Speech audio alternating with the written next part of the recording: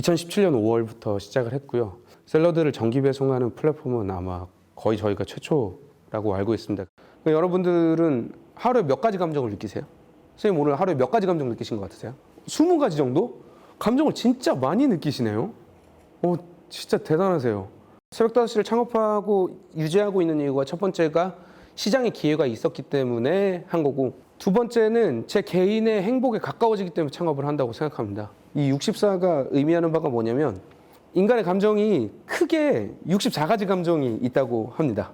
이게 그 감정 다이어그램이고, 공포, 뭐 화, 뭐 슬픔, 뭐 기쁨, 뭐 놀람, 뭐 불쾌함, 여러 가지 이 6가지 감정을 기반으로 해서 이게 파생되고 파생돼서 이 64가지 감정이 되는 거거든요. 아빠가 어떤 감정을 갖는 걸 굉장히 소비적이고 소모적이라고 생각했어요. 그런 감정을 왜 가져지냐, 그냥 하면 되지, 약간 이렇게 되게 단순하게 생각을 했었는데, 창업하는 과정에서 내 안에서 되게 다양한 감정이 있다는 걸 알게 됐고, 이 다양한 감정을 있는 그대로 느끼면서 조금씩 행복에 가까워진다라는 걸, 제가 살아있다는 걸 좀 느꼈었던 것 같아요. 기존에 막 책에서 당신이 원하는 걸 하세요, 당신의 가슴을 뛰게 하는 걸 하세요, 그러면 난 생각을 해본 적이 없는데, 내가 원하는 게 뭔지도 모르겠는데, 이런 생각을 많이 했는데, 창업을 하다 보니까 제가 제 스스로 결정해야 될 것들이 점점 더 많아졌고, 그걸 결정하는 과정에서 감정에 대해서 좀 고민해 볼 시간들이 많았었던 것 같아요. 두 번째로 이제 창업을 하다 보니까 이 2가지 감정에 대해서 생각을 해보게 되더라고요. 이거는 불안이라는 거고, 이건 불편이라는 뜻인데, 불안한 게 싫으세요? 불편한 게 싫으세요? 불안한 게 싫으세요? 불안한 게 더 싫으세요? 불안한 게 더 싫으세요? 네. 이거를 좀 생각을 해야 되는 시점이 오더라고, 창업을 하다 보니까. 1988 아시죠? 이때는 사실 불안할 이유가 없어요. 진로에 대해 고민할 필요가 없어요. 대학교 졸업하면 그냥 취업하는 거예요. 뭐가 불안해? 그냥 이렇게 다 수순이 있는데, 대학 졸업하면 취업하고 30살 되면 결혼하고 애 낳고 할아버지 되고 죽고, 약간 이런, 그냥 불안이 필요가 없는 거죠. 근데 이때는 좀 불편하긴 했어요. 노트북도 없었고요, 뭐 핸드폰도 없었고, 뭐 자율주행 차도 없었고, 다 없었어요. 그러니까 이때는 불편하긴 했지만 불안했던 시기는 아니라고 생각해요. 30년 전까지만 해도 이렇다고 생각하고, 지금 현재는 편하다고 생각합니다. 솔직히 돈만 있으면 다 됩니다. 뭐 가사도우미, 뭐 미소라는 어플리케이션 혹시 써보셨나요? 적극 추천합니다. 요즘 뭐 뱅킹 다 되잖아요. 요즘은 굉장히 편리하고 살기 좋지만 전 요즘 불안하다고 생각해요. 왜냐하면 변화가 너무 빠르다 보니까, 변화는 어쩔 수 없이 안정된 상태가 아님을 동반한다고 생각을 하거든요. 제가 창업하면서 이 감정에 대해서 되게 고민을 해볼 때가 많이 있었어요. 왜냐하면 창업은 근본적으로 불안할 수밖에 없거든요. 이게 왜냐하면 성공할 확률보다 실패할 확률이 더 크기 때문에, 나는 불편한 게 싫은가? 불안한 게 싫은가에 대한 고민을 굉장히 많이 했고, 저는 결과적으로 불편한 게 더 싫다, 누가 더 나쁜 놈인가를 어쨌든 결정을 해야 되는 시기였고, 저는 불편한 게 더 싫다고 생각을 했습니다. 제가 사실 이제 5년 동안 이제 하면서 불안함을 버틸 수 있었던 이유가, 계속 버티다 보면은 내가 목적지에 도달할 확률이 반드시 높아지지 않을까라는 생각을 하게 됐고, 사실 이제 방에도 이 그림이 저 있습니다. 인생은 버티는 거다. 이 지금 기강을 보세요. 나는 이것보다는 좀 더 버틸 수 있다, 이런 생각을 가지고 계속 버티고 있는데, 버티는 이유랑 포기하는 이유가 같다고 생각을 하거든요. 뭐 예를 들어서 제가 어떤 회사에 다니는 이유가 돈 때문이라고 생각해요. 내가 돈 때문에 버틴다 이렇게 생각하면, 돈을 더 많이 주는 데가 있으면 당연히 버틸 이유가 없겠죠. 그러니까 돈 더 많이 주는 데로 가는 거고, 그래서 저는 계속 버텨야 되는데, 이 불안한 과정에서도 계속 버텨야 되는데, 내가 무엇 때문에 버티고 있는 거지? 라는 생각을 제 스스로 정리를 해야지만 오래 버틸 수 있겠다, 지금 불안해도 오래 버틸 수 있겠다라는 생각을 했고, 그 버티는 이유가 무언가에 대해서 되게 많은 시간 동안 고민을 해봤었던 것 같아요. 일단 첫 번째로 창업을 시작했었던 건 정부의 든든한 정책이 있었던 건 맞아요. 실제로 2016년부터 2021년까지 보면은 창업과 관련된 정부 지원금이 그냥 계속 올라요. 이거는 여야를 막론하고 정부 지원금이 계속 올랐다는 건 앞으로도 떨어지지 않는다는 얘기고, 심지어 2022년은 더 올랐어요. 실제로 굉장히 많은 돈들이 흘러나오고 있고, 저도 여태까지 정부 지원금 받은 것만 얼추 한 4, 5억 원 되는 것 같아요. 그래서 이 정부의 든든한 지원 정책이 있어서 시작했나? 라는 처음에 생각을 했죠. 왜냐면 제가 뭐 돈을 4억 벌 수 있는 상황은 아니니까. 근데 그런 것 같지는 않더라고요. 두 번째로 내가 왜 버티지? 라는 생각을 했을 때 이 엑싯 아시죠? 내가 회사를 매각을 해가지고 돈이 굉장히 많았으면 좋겠다. 이런 생각 때문에 하나? 라고 이제 좀 찾아봤어요. 어떤 기업이 엑싯을 하나. 이게 코리아 스타트업 맵이라고 해서 누적 투자를 10억 이상 받은 기업만 이만큼이에요. 근데 여기서도 엑싯을 하는 기업은 아주 극소수에 불과해요. 근데 더 자세하게 들여다보면 대한민국 벤처기업이 총 4만 개가 있는데 한 해 투자를 받는 기업이 딱 600개예요. 근데 그게 1.5% 확률로 진행되는 투자 게임인데 이게 생각을 해보면 1.5% 확률, 그 정도면 뭐 높네 이렇게 생각할 수가 있잖아요. 근데 이게 베팅하는 금액이 남다른 거예요. 만약에 1,000원짜리다. 그래서 1.5% 확률로 네가 이기면은 10만 원 줄게 이러면 할 수도 있죠. 내가 1,000원이 있어도 그만 없어도 그만이니까. 근데 베팅 금액이 한 3억이에요. 3억인데 1.5% 확률로 네가 되면은 300억으로 줄게. 그러면 살짝 쫄린단 말이에요. 3억 없으면은 그거 갚아야 되잖아요. 그래서 이게 스타트업이라는 게 시작한 다음에 반드시 빠르게 성장해야 되는데 벤처기업 4만 개 중에서 한 해 빠르게 성장할 수 있을 거라고 판단하고 투자를 해주는 기업이 고작 600개 내외고 내가 지금 잃어도 되는 돈으로 하는 게 아니라 엄마한테 돈 가져오고 은행 빚 지어가면서 창업을 하고 있는데 내가 정말 이 엑싯 때문에 이 돈 때문에 이걸 하는 걸까? 그것도 아닌 것 같더라고요. 그래서 정말 많은 고민을 했었는데 내가 창업을 하는 그런 의미나 신념이나 가치관이 무엇일까? 그게 무엇일까에 대해서 되게 많이 깊게 생각을 해봤는데 저는 이렇게 정의를 했습니다. 그냥 딱 그거죠. 그냥 내가 만든 회사에서 내가 만든 조직 문화 내에서 그냥 사람들이 즐겁게 일하면서 성장했으면 좋겠다. 나는 그게 좋아서 창업을 하는 것 같다라고 이렇게 좀 정의를 내렸어요. 그러다 보니까 좀 마음이 편해졌고 그 조직 문화를 만드는 과정에서 내가 스스로 성장할 수 있다는 확신이 좀 들었고 어쨌든 간 사람이 일을 하는 거니까 커뮤니케이션을 하는 과정에서 내가 사실 실패할 확률이 더 높으니까요. 98%의 확률로 실패를 하니까 내가 실패를 하더라도 내가 지금 쓰는 이 3억, 5억, 6억의 돈이 나를 그만큼의 교육시켜줄 거라는 확신이 좀 들었던 것 같아요. 내가 버티는 이유가 무엇인지를 명확하게 정의하니까 여기에 그만큼의 밸류를 넣을 필요가 있는가 없는가에 대해서 좀 더 정량적으로 생각해보게 된 계기가 된 것 같습니다. 세 번째 감정은 이거는 기쁠 때 느끼는 감정 중에 하나인데 내가 수용할 거냐, 내가 리딩할 거냐, 아니면 그냥 인정하고 그냥 따라갈 거냐, 팔로우업 할 거냐. 약간 이 두 가지의 감정에 대해서 좀 깊게 생각을 해봤었던 것 같아요. 내가 인정받는다는 건 약간 이런 것 같아요. 막 어떤 뉴요크 크리에이터 서울 이런 데 가가지고 제가 이 사진을 되게 좀 놓은 이유가 좀 의미가 있는데 저희랑 똑같은 서비스 완전 비슷한 포맷이 프레시코드라는 서비스가 있고 이 프레시코드 대표가 이 뉴요크 크리에이터 서울에서 우승을 하고 4억을 받는 장면입니다. 그래서 제가 사실 서울을 갈 걸 이라는 생각을 되게 많이 했어요. 제가 서울을 왜 못 갔냐면 진짜 솔직하게 얘기해서 쫄아서 못 갔어요. 내가 서울 가서 먹힐까라는 생각이 너무 강했어요. 서울 거기 가면은 사람들도 빡빡하고 친구도 없고 그런데 그냥 가면은 나 큰일 나는 거 아니야 이렇게 생각했는데 이게 무슨 차이일까라는 거에 대한 생각을 되게 많이 했었던 것 같아요. 이 사람이 했었던 것도 내가 생각했었던 것도 같이 시작했었던 시점도 비슷한데 이 사람은 연매출 200억을 하고 누적 투자가 100억인데 나는 왜 10억밖에 못하지라는 생각을 좀 했었던 것 같아요. 지금도 사실 그런 생각이 있고 어떻게 하면 서울을 갈 수 있을까에 대한 고민이 되게 많은 것 같아요.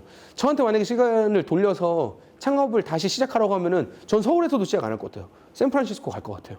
모든 영혼을 끌어 모아서 가장 메이저인 곳으로 가가지고 시작할 것 같아요. 거기서 빌어먹을지언정 샌프란시스코에 가야 된다고 저는 생각을 합니다. 지금은 그렇게 바뀌었어요. 네, 이거는 어쨌든 인정을 받고 되게 스포트라이트를 받는 거고 이거는 그냥 인정하는 거예요. 산은 산이요, 물은 물이요, 바다는 바다요. 이게 인정하는 거예요. 나는 인정을 받는 걸 좋아하는가, 인정을 하는 걸 좋아하는가. 다시 얘기하면은 내가 주도권을 잡고 주도하는 걸 좋아하는가, 주도권을 내주고 그 주도권에 따라가는 걸 좋아하는가에 대해서 되게 많이 고민을 했었던 것 같아요. 저희 엄마가 이런 얘기를 했었어요. 이제 하나밖에 없는 아들, 제가 외아들이에요. 그것 좀 하지 말라고. 그거 샐러드 좀 하지 말라고. 엄마는 그냥 그거예요. 그냥 뭔지 모르겠는데 그거 좀 하지 마라. 그냥 제발 그냥 취업이나 해라. 남들이랑 똑같이 취업하고 애 낳고 그냥 그래도 살다 죽어라. 약간 이런 느낌이셨어요. 그래서 그것 좀 안 하면 안 되냐. 그 아들이 하는 거 대기업이 하면 어떡할 거냐. 망하면 어떻게 다시 일어서려고 그러는 거냐. 아들 걱정된다. 그렇게 하지 말라. 이렇게 얘기를 했는데 그 엄마 말이 너무나도 맞는 거예요. 제가 생각해보니까 내가 하는 거 배달민족이 하면 어떡하지? 한국 야쿠르트가 하면 어떡하지? 더 큰 자본과 뭔가를 가지고 있는 사람들이 하면 어떡하지? 라는 생각을 했었고, 이게 결국 어떻게 보면 다윗과 골리앗의 싸움이지 않을까. 나는 너무나도 작은데 너무나 큰 사람이랑 싸워야 되는 거 아닐까라는 생각을 했는데, 이게 이제 간편 송금과 관련된 점유율이에요. 이 토스랑 카카오뱅크가 기존의 은행들보다 간편 송금에서 점유율이 더 높습니다. 지금은 이제 2021년, 22년 자료는 훨씬 더 높은데, 따지고 보면은 은행들이 이런 기회를 놓친 거예요. 토스 시작할 때 그 토스 이승건 대표도 엄마가 얘기할 수 있어요. 그 아들이 하는 거 농협뱅크에서 하면 어떡할 거 물어볼 수 있잖아요. 농협은 계좌도 있으니까. 그렇게 얘기할 수 있는데, 저도 생각을 해본 거예요. 그럼 이승건 대표는 어떻게 엄마를 설득을 했을까? 혹은 투자자를 어떻게 설득을 했을까라는 고민을 했고, 이게 심지어 세상에 없던 서비스도 아니에요. 이게 진짜 더 대박인 거예요. 그러니까 토스가 하고 있는 여러 가지 금융과 관련된, 이 토스는 금융을 캐주얼하게 하겠다는 그런 미션을 가지고 있는데, 코인 시세도 조회할 수 있고, 뭐 신용카드도 만들 수 있고, 내 차 시세도 조회할 수도 있고, 뭐 전세자금 대출도 받을 수 있고, 여러 가지 금융과 관련된 것들이 있는데, 이게 외국에서 없었던 것도 아니에요. 심지어 성공을 했어. 그러면 이 은행들은 그냥 따라하면 되는데 왜 못했을까?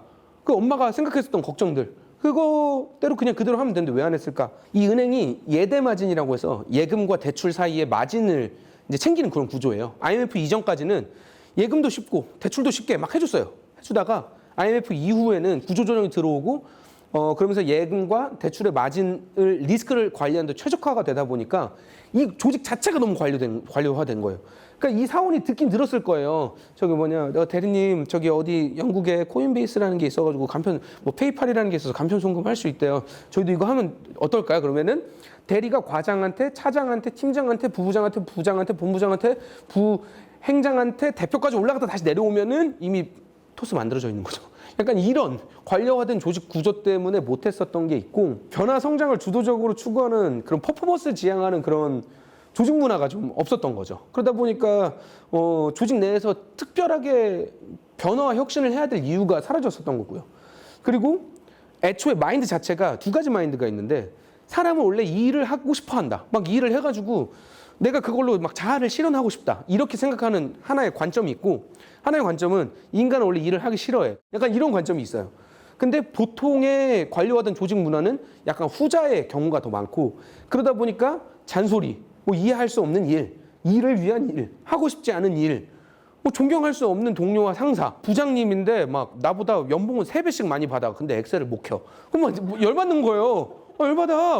저 사람 왜 나보다 연봉을 3배씩 더 받아가지? 이런 생각을 하는 거예요. 그 조직 내에서 사실 혁신이 안 이루어졌다라는 것들을 생각을 하게 됐고, 그래서 생각보다 이 조직 문화라는 게 굉장히 중요하다라는 생각을 했고, 토스가 결국 혁신한 건 금융 혹은 은행 송금체 제도를 혁신한 게 아니라 조직 문화 자체를 혁신했기 때문에 이게 가능하지 않았을까라는 생각을 했고, 나는 조직 문화를 주도하고 싶은 사람이니까 내가 계속해서 이 씬에서 조직 문화를 주도할 때 내가 기쁨을 느끼고, 그 나의 기쁨이 회사의 성장과 서비스의 성장으로 이어질 수 있겠다는 확신으로 좀 이어졌던 것 같아요. 그래서 조직 문화에 대해서 좀 많이 공부하고, 조직 문화를 적용시키는데도 기쁨을 느끼고, 이게 좀 하나의 결로 좀 이어졌었던 것 같습니다. 이 VC에 대한 얘기를 잠깐 하려고 하는데, 한국 그 씬에서 뭐 1999년부터 총 2019년까지 이제 계속 총 투자 금액이 계속 늘어나고 있는데, 저도 너무 투자를 받고 싶은 거예요.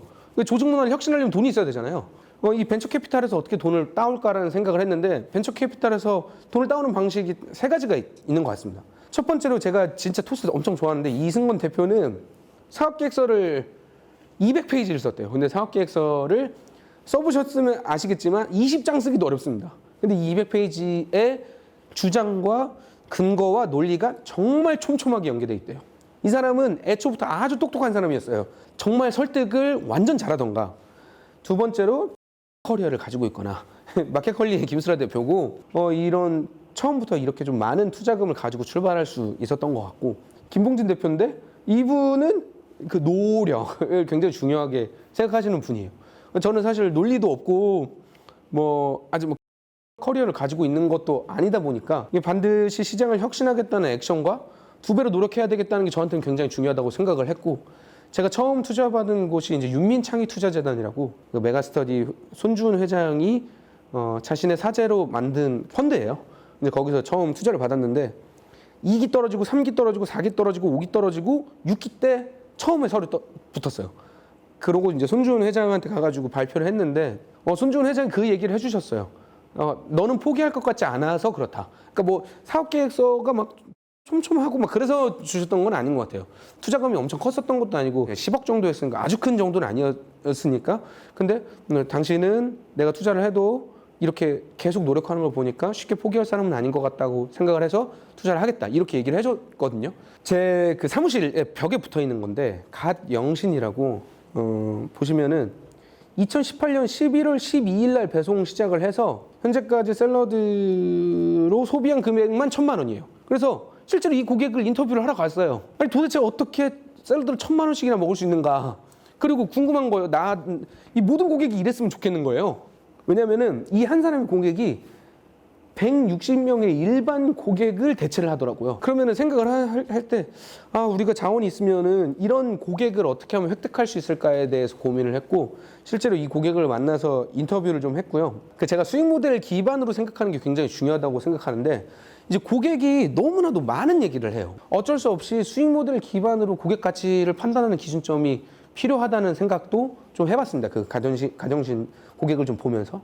마지막으로 좀 말씀드리고 싶은 건 결국 수익 모델이 가장 중요한 것 같아요. 이 수익 모델이 워킹이 되는 모델이냐, 모델이 되지 않는 모델이냐에 따라서 이 지속 가능하냐 안 하느냐를 나눌 수 있다고 생각하고, 결국 그 수익 모델을 작동시키는 건 고객이기 때문에 너무나도 뻔한 교과서 위주로 공부해라 같은 말이긴 하지만 고객 기반으로 매일매일 그 고객의 경험을 개선하고 작은 성공을 누적시키는 그런 위닝 멘탈리티가 굉장히 중요하다고 생각하고, 저는 계속해서 이런 갓영신이라는 고객을 찾기 위해서 매일매일 노력을 하고 있고요. 이런 고객들을 찾았을 때 무엇보다 제가 창업을 하는 이유, 그리고 앞으로도 할 수 있겠다, 그리고 잘했다라는 생각을 느끼면서 계속 창업을 하는 것 같습니다. 네. 경청해 주셔서 감사합니다.